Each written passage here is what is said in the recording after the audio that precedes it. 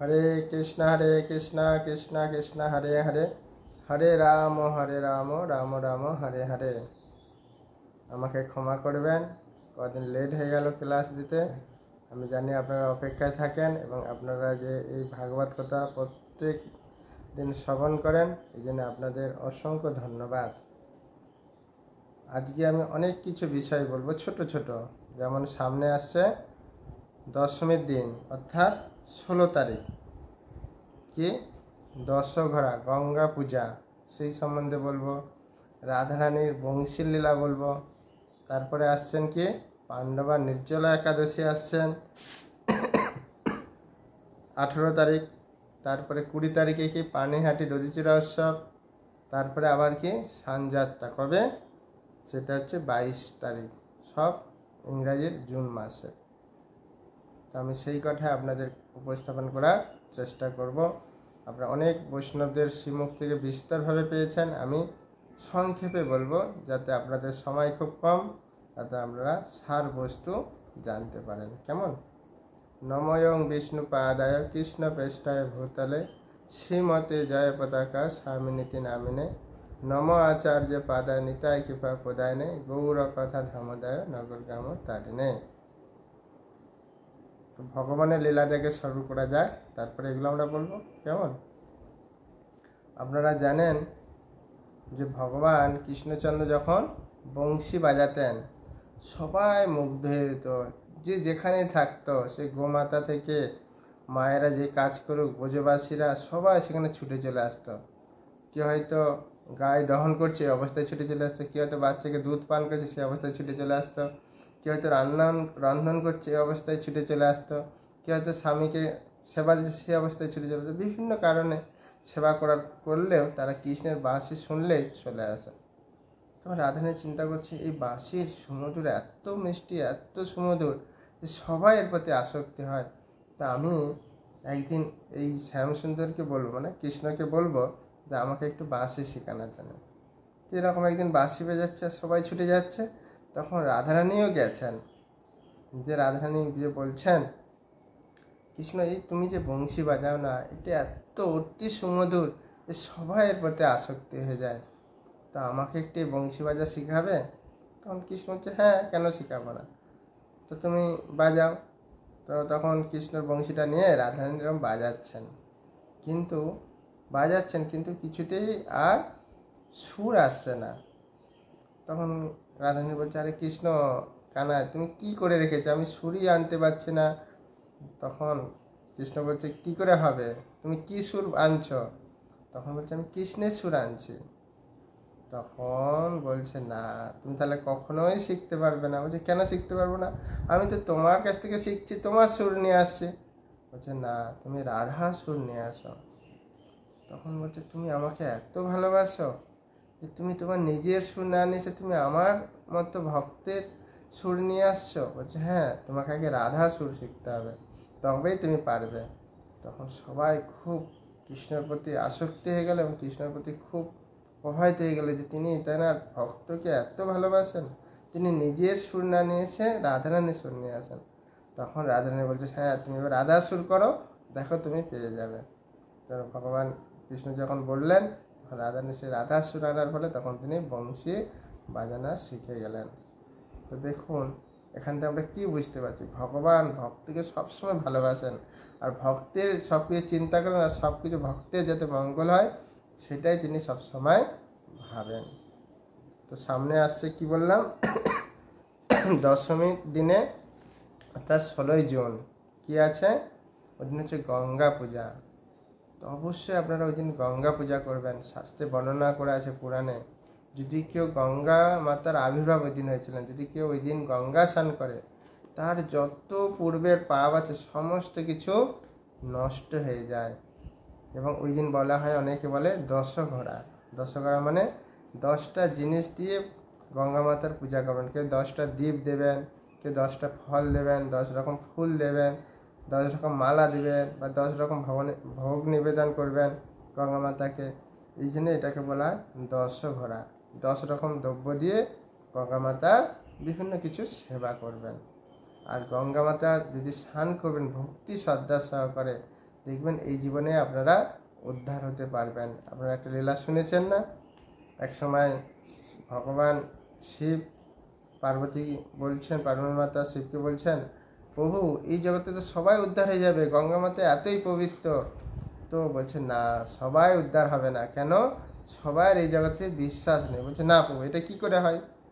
বলছে হ্যাঁ তুমি দেখবে পরীক্ষা করে। বলছে হ্যাঁ দেখাও। তখন স্বয়ং মহাদেব কি করলেন, তিনি একজন বৃদ্ধর মতো হয়ে সেই গঙ্গার ঘাটে বসে আছেন আর বলছে তুমি হবে আমার কন্যা, আমি হব তোমার পিতার মতো। তো এভাবে বসে আছেন, সবাই গঙ্গা স্নান করে যাচ্ছেন। তখন সেই কন্যা রূপে যে পার্বতী এসে বলছেন, আরে আমার পিতাকে একটু স্নান করে দেবেন? বলছে হ্যাঁ, বয়স্ক লোক পারছে না, তো আমি স্নান করে দিচ্ছি। বলছে কিন্তু একটা শর্ত, কি?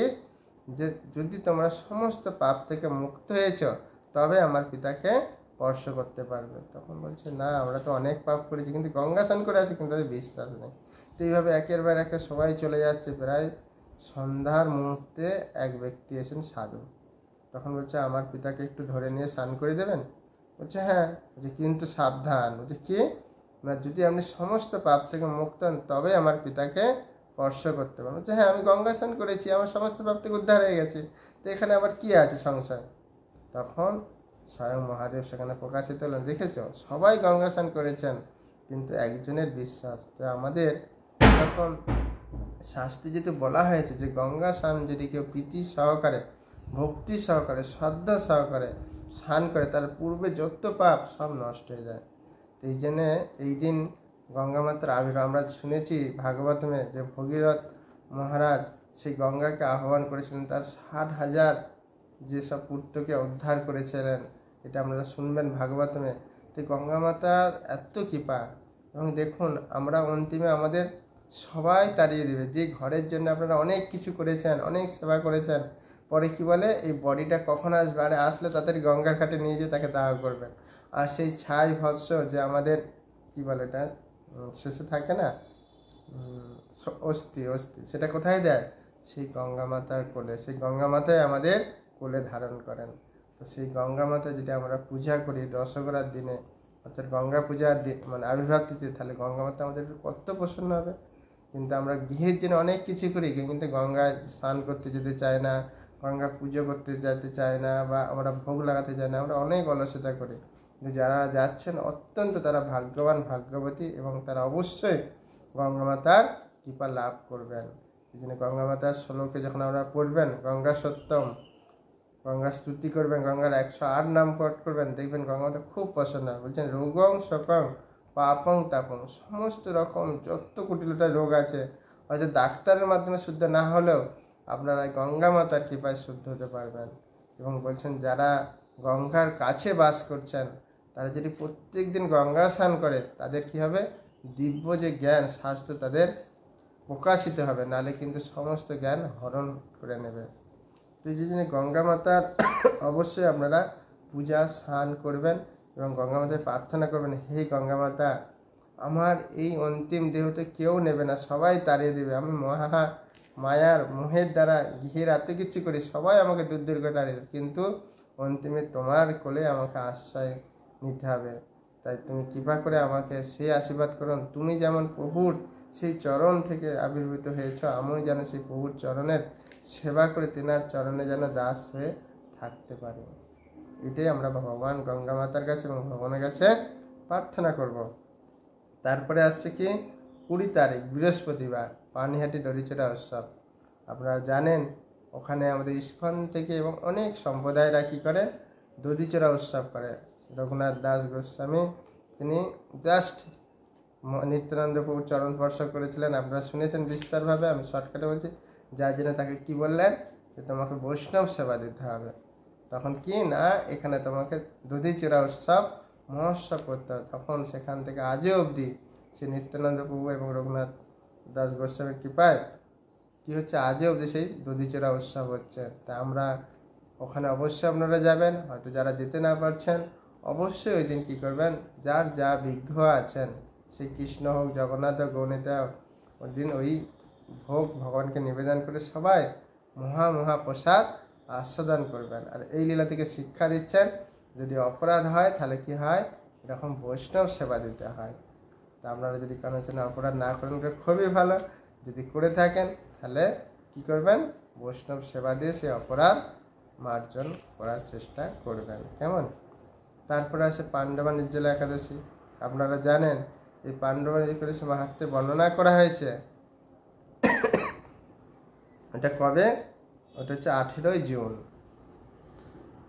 বলা হয়েছে যে আমরা অনেকগুলো একাদশী হয়তো কোনো কারণে ভালোভাবে হয় না, বা কোনো কারণে ভেঙে গেছে, বা সুন্দরভাবে করতে পারি না, কিন্তু এই পাণ্ডবা নির্জলা একাদশী যদি একটা দিন যদি খুব সুন্দরভাবে করেন, দেখবেন আপনারা সমস্ত একাদশীর ফল লাভ করবেন। কিন্তু আবার অনুরোধ করছি, এই একাদশীর দিনে দয়া করে অনেকে হয়তো নির্জলা করবেন, অবশ্যই করা উচিত, এখানে পাণ্ডবা নির্জলা এসে বলেছেন নির্জলা, তো কোনো অপরাধ করবেন না, কোনো খারাপ গান বাজনা শুনবেন না, খারাপ কিছু দর্শন করবেন না, কারোর প্রজল্প নিন্দা করবেন না। নাহলে কি হয়, অনেক সময় আমরা নির্জলা করি কিন্তু ওর তার খারাপ নিন্দা করি, তাহলে কিন্তু কোনো ফল হবে না।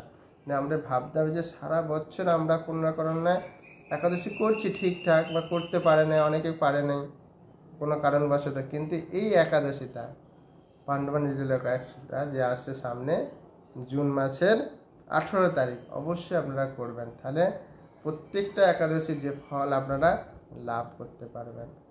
স্বয়ং ভীম তিনি না খেয়ে থাকতে পারেন না, তিনি অবধি এই একাদশীটা পালন করেছেন। অনেকে এটাকে ভীম একাদশী বলে। আমি জানি আপনারা অত্যন্ত ভাগ্যবান ভাগ্যবতী, সবাই একাদশী অবশ্যই করবেন। তারপরে আসছেন কি 22 তারিখ জগন্নাথ দেবের সানযাত্রা মহোৎসব। অনেক বৈষ্ণবরা বলেন সানযাত্রা, কি আবার বলেন এদিন আবির্ভাব হয়েছিলেন, তাই ভগবানকে গঙ্গা জল দুধ ঘি দিয়ে স্নান করানো হয়। আমরা যখন জগন্নাথপুরীতে যাবেন ওখানে 108 সোনার কলসিতে করে ভগবানকে স্নান করানো হয়। আর আমাদের অনেক সময় ইস্কনের মন্দিরে দুধ ঘি মধু দিয়ে স্নান করানো হয়। তো আপনাদের যার যেরকম সামর্থ্য আছে ওই দিন ওই উৎসব করবেন, মানে জগন্নাথ খুব প্রসন্ন হবে। জগন্নাথ হচ্ছে জগতের নাথ, তিনি সবার কথা চিন্তা করেন। দেখুন আজ অবধি কেউ আপনারা দেখেছেন যে নিজে রত্ন সিংহাসন থেকে বাইরে বেরিয়ে আসে? কেউ আসে না। দেখবেন রাধাকৃষ্ণ হোক, গৌরনীতা হোক, রাম লক্ষ্মণ হোক, তারা কি হয় একটা বিজয় বিগ্রহ থাকে, সেইটা বেরোয়, মেন যে বিগ্রহ সে কিন্তু বাইরে আসে না। তো জগন্নাথের কোনো বিজয় বিগ্রহ, তিনি সাক্ষাৎ যে আছেন, তিনি কি করেন এই জগতের মানুষকে উদ্ধার করে তিনি বাইরে বেরিয়ে আসেন। এই সানযাত্রার দিনে যখন জগন্নাথকে দর্শন করবেন, আর জগন্নাথ আমাদের জন্য তিনি স্বয়ং সেই রত্ন সিংহাসনে বাইরে এসেছেন, কাদের জন্য? তিনি চিন্তা করছেন যে কিছু জগতের মানুষ আছে যারা মন্দিরে আসতে চায় না, তো সেই জবন হোক, নিচু জাতি হোক, বিভিন্ন জাতি, তাদেরকে আমাকে তো দর্শন দিয়ে উদ্ধার করতে হবে।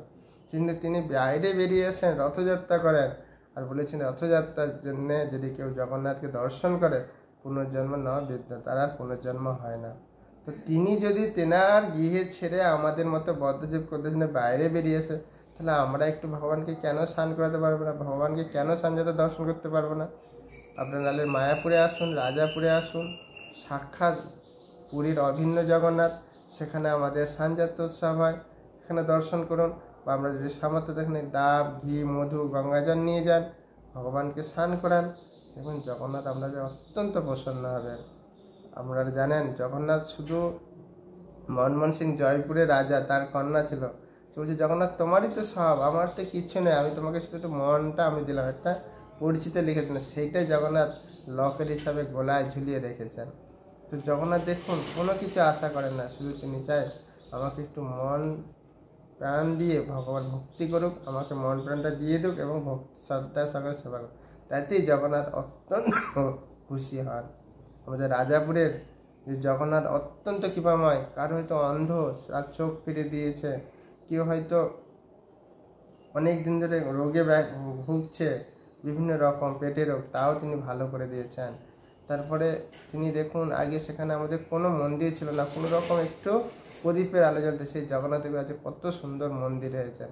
তো এই জগন্নাথের লীলা আমি আরও পরে বলবো, তো এখানে একটু অল্প বললাম যাতে জগন্নাথের প্রতি আমাদের আরও দৃঢ় বিশ্বাস হয়, এবং আমরা যেন প্রত্যেকেই যেখানেই সানযাত্রা হচ্ছেন সেখানেই যাওয়ার চেষ্টা করবেন। জগন্নাথ পুরীতে গেলে আরও ভালো, যদি না যেতে পারেন কোনো কারণবশত, যেখানেই হচ্ছেন সেখানে চিন্তা করবেন যে বাড়িতে কারো গেলে তো কিছু না কিছু নিয়ে যেতাম, তো এখানে জগন্নাথ হচ্ছে আমাদের জগতের না, তার আবির্ভাব তিথি।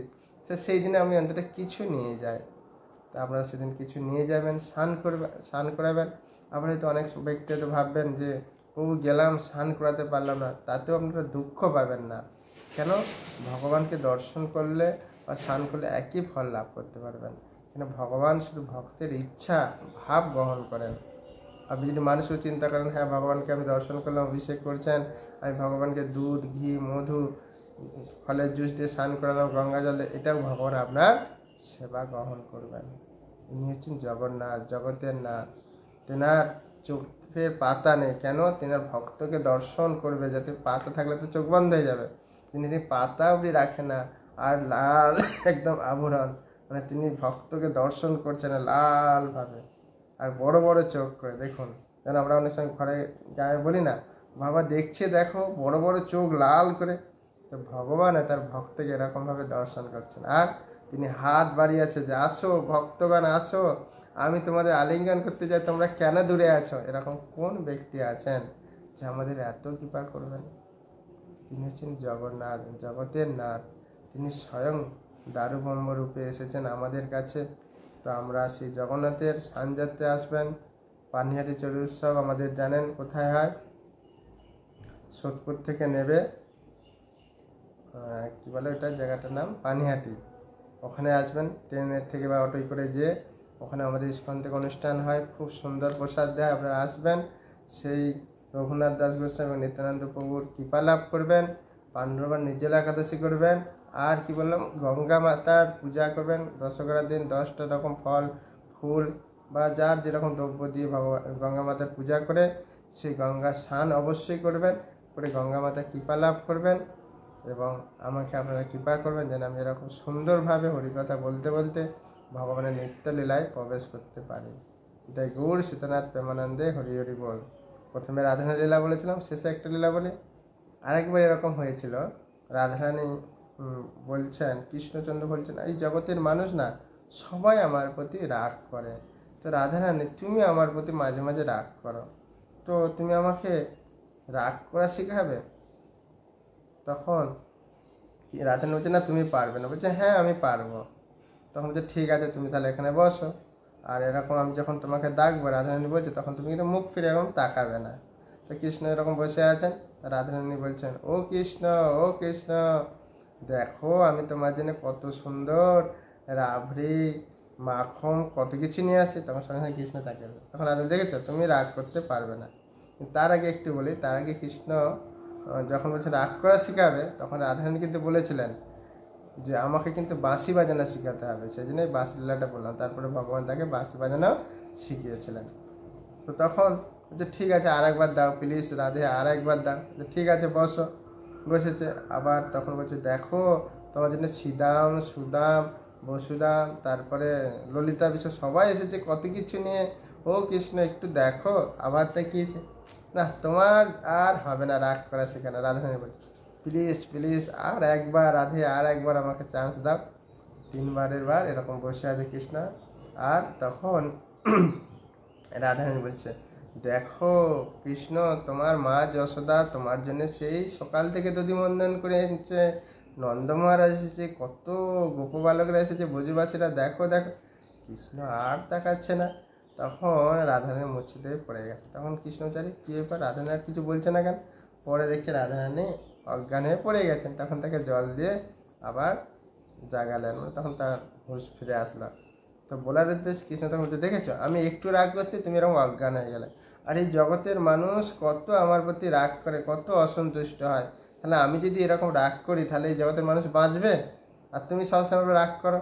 তাহলে এখন তুমি আমাকে রাগ করা শিখিয়েছো, এখন তোমাকে আমি বাঁশি বাজা শিখাই।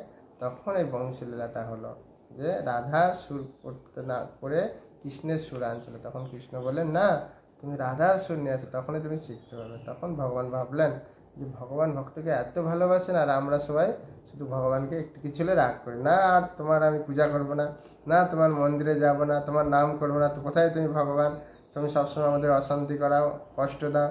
তো ভগবান দেখুন এরকম যদি রাগ করে, তাহলে আমাদের কি অবস্থা হবে। তাই আমরা অনুরোধ করব আপনাদের কাছে যে ভগবান এরকম ভজন না করুন, গঙ্গা স্নান করুন, একাদশী ব্রত করুন। একাদশী অত্যন্ত গুরুত্বপূর্ণ। বলছে যে আমরা জানতে অজান্তে অনেক পাপ করে ফেলি, সেই জন্য ভগবান যমরাজ বলছে কমসে কম একাদশী দিনে কেউ যদি এই একাদশী নিষ্ঠা সহকারে পালন করে, কোনো শস্যদানা না গ্রহণ করে, সবসময় উপবাস মানে হরির নিকটে বাস করে যদি কৃষ্ণ চিন্তায় থাকেন, তাহলে তারা অন্তিমে আমার কাছেই ফিরে আসবে। এই জন্য আমাদের গৌরী সম্প্রদায় এবং ইস্কনের বিভিন্ন ভক্তরা আমাদের এই একাদশী খুব নিষ্ঠা সহকারে পালন করে। একাদশী অত্যন্ত গুরুত্বপূর্ণ।